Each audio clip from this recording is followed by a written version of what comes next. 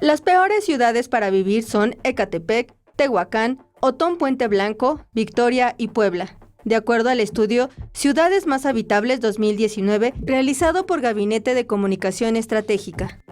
Esta investigación es una guía comparativa para optimizar la toma de decisiones de los usuarios con base en las características culturales, económicas, sociales y políticas de cada localidad. El estudio también arrojó la información de las alcaldías de la Ciudad de México mejor evaluadas, que fueron Venustiano Carranza, Benito Juárez, Iztapalapa, Coajimalpa y Miguel Hidalgo. Servicios, seguridad, conexión, transporte, comercios. El único problema de acá es que es muy caro para vivir. La gente tendría que tener unión, tendría que tener pues buena participación ciudadana para evitar tanta delincuencia.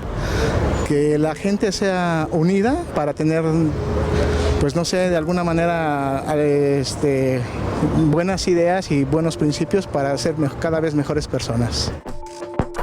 En comparación, las 5 ciudades con mejor calificación fueron San Pedro Garza García, Colima, Mérida, San Nicolás de los Garza y Saltillo. Federico Berrueto, director general de Gabinete de Comunicación Estratégica, señaló que el país es sumamente diferenciado. Con los resultados de la investigación, se dieron cuenta que las ciudades fronterizas tienen mayor deterioro, no necesariamente por el mal gobierno, sino por el tránsito de migrantes.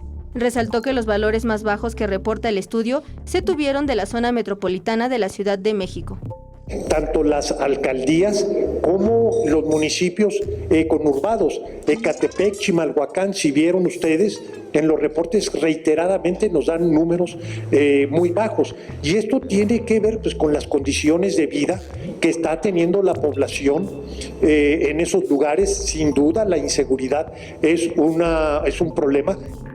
Este estudio analizó indicadores con validez internacional como satisfacción de vida y cohesión social, satisfacción con los servicios municipales y evaluación de alcaldes.